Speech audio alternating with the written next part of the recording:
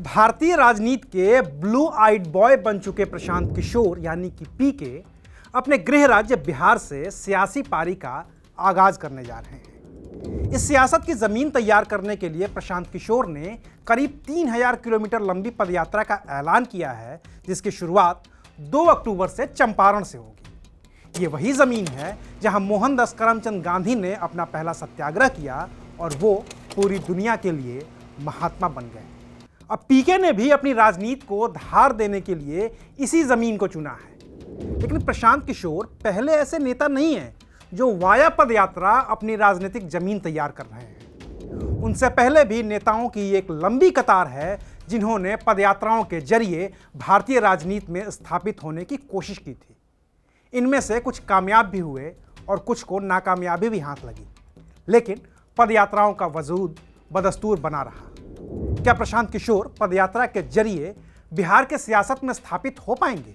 और प्रशांत किशोर से पहले जिन जिन नेताओं ने पदयात्रा निकाली थी उनका भारतीय राजनीति में स्थान कहां है? आज बात इन्हीं मुद्दों पर। नमस्कार, मैं हूं अविनाश और आप देख रहे हैं अनकट। भारत की राजनीति में पदयात्राओं का एक लंबा इतिहास रहा है और इनमें से सबसे सफल पदयात्रा है महात्मा गांधी का दांडी मार्च। भारत की आज़ादी से पहले साल 1930 में नमक पर लगे टैक्स के विरोध में महात्मा गांधी ने 388 किलोमीटर लंबी पदयात्रा की थी और नमक कानून तोड़ा था। लेकिन आज़ादी के बाद अगर किसी पदयात्रा ने सबसे लंबा वक्त और सबसे लंबी दूरी तय की तो वो थी विनोबा भावे की पदयात्रा, जो भूदान के लिए शुरू हुई थी और जिसे साल 1951 में हैदराबाद के पास पोचमपल्ली से शुरू किया गया था। अप्रैल 1951 में शुरू हुई ये यात्रा करीब 13 साल तक चली थी, जिसमें विनोबा भावे ने करीब 58,000 किलोमीटर की दूरी तय की थी। आज़ादी से पहले महात्मा गांधी और आज़ादी के बाद विनोबा भावे की पदयात्राओं में आई भीड़ और इन यात्राओं को मिले अपार जन समर्थन से भारतीय राजनीति को भी नया रास्ता दिखाया था। नेताओं को ये लगने लगा था कि पदयात्राओं के जरिए वो लोगों के बीच अपनी पैठ बना सकते हैं, लोगों तक अपनी बात पहुंचा सकते हैं। और यही वजह थी कि 1980 में जनता पार्टी का प्रयोग असफल होने और इंदिरा गांधी की सत्ता में वापसी के बाद युवा तुर्क कहे जाने वाले चंद्रशेखर ने कन्याकुमारी से दिल्ली तक की पदयात्रा शुरू की, ताकि भारत की असल समस्याओं से रूबरू हुआ जा सके। 6 जनवरी 1983 को कन्याकुमारी के विवेकानंद स्मारक से शुरू हुई ये पदयात्रा 25 जून 1983 को दिल्ली में महात्मा गांधी की समाधि राजघाट पर आकर खत्म हुई थी। इस यात्रा के दौरान चंद्रशेखर ने करीब 4260 किलोमीटर की दूरी तय की थी। हालांकि 1984 में जब लोकसभा के चुनाव हुए तो इंदिरा गांधी की हत्या के बाद कांग्रेस के प्रति पैदा हुई सहानुभूति की लहर में चंद्रशेखर अपना भी चुनाव हार गए। 80 के दशक में जब पंजाब खालिस्तान आंदोलन की आंच में जल रहा था तो कांग्रेस के नेता और बॉलीवुड के मशहूर एक्टर सुनील दत्त ने साल 1987 में मुंबई से अमृतसर तक की पदयात्रा की थी। 78 दिनों की इस यात्रा में सुनील दत्त ने करीब 2000 किलोमीटर की दूरी पैदल ही तय की। लेकिन सियासत में पदयात्रा को सत्ता का जरिया बनाने का सिलसिला शुरू हुआ था आंध्र प्रदेश से।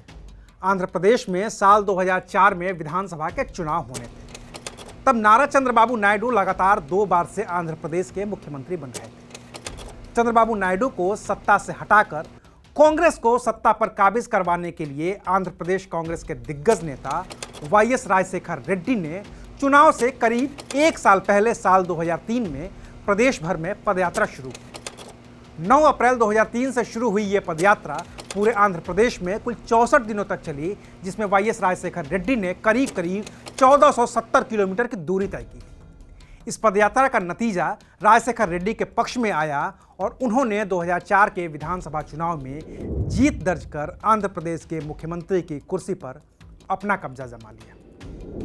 2009 में भी आंध्र प्रदेश की सत्ता पर वाईएस राजशेखर रेड्डी दोबारा काबिज हो गए थे। उन्हें लगातार दूसरी चुनावी जीत मिली थी। 20 मई 2009 को उन्होंने दूसरी बार आंध्र प्रदेश के मुख्यमंत्री पद की शपथ ली। लेकिन फिर 2 सितंबर 2009 को हुए एक हेलीकॉप्टर हादसे में वाईएस राजशेखर रेड्डी की मौत हो गई। तब उनके बेटे वाईएस जगनमोहन रेड्डी ने पिता की विरासत को संभालने के लिए कांग्रेस के आला कमान यानी कि गांधी परिवार से मुलाकात की, लेकिन कांग्रेस ने उन्हें मुख्यमंत्री नहीं बनाया। वाईएस राजशेखर रेड्डी की मौत के बाद आंध्र प्रदेश के मुख्यमंत्री बने कोनिजेली रोसैया और फिर करीब 1 साल बाद ही किरण कुमार रेड्डी को आंध्र प्रदेश की कमान सौंप दी गई। 2014 में जब फिर से आंध्र प्रदेश में विधानसभा के चुनाव होने थे तो वाईएस राजशेखर रेड्डी के पदयात्रा वाला रास्ता अपनाया नारा चंद्रबाबू नायडू ने, जो 2 बार प्रदेश के मुख्यमंत्री रह चुके थे। उन्होंने 2 अक्टूबर 2013 से आंध्र प्रदेश में पदयात्रा की शुरुआत की।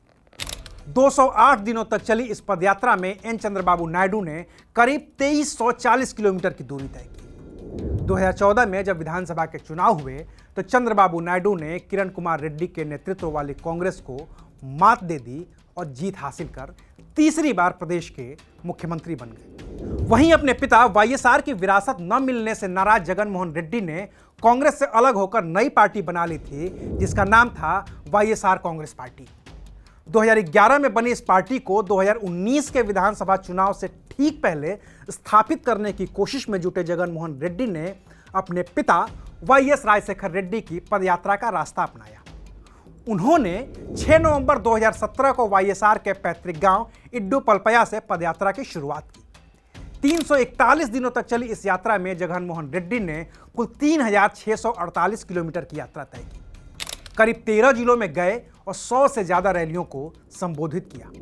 2019 में विधानसभा चुनाव के नतीजे आए तो जगनमोहन रेड्डी ने अपने पिता के नक्शे कदम पर चलते हुए जीत दर्ज की और टीडीपी और कांग्रेस दोनों को मात देकर आंध्र प्रदेश के मुख्यमंत्री बन गए। बाकी पदयात्रा तो मध्य प्रदेश में कांग्रेस के वरिष्ठ नेता दिग्विजय सिंह ने भी निकाली थी।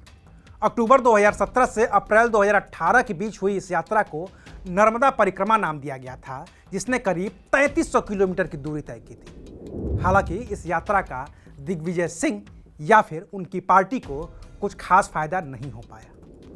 अब 2022 में प्रशांत किशोर यानी कि पीके बिहार से पदयात्रा शुरू कर रहे हैं।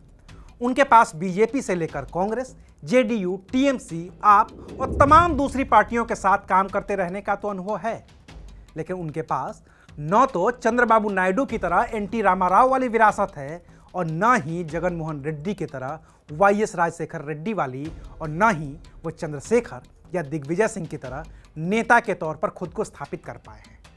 तो इस पदयात्रा के जरिए करीब 17,000 लोगों से जुड़कर वो बिहार के सियासत में तुरंत ही कोई बड़ा करिश्मा कर देंगे, इसकी उम्मीद कम है।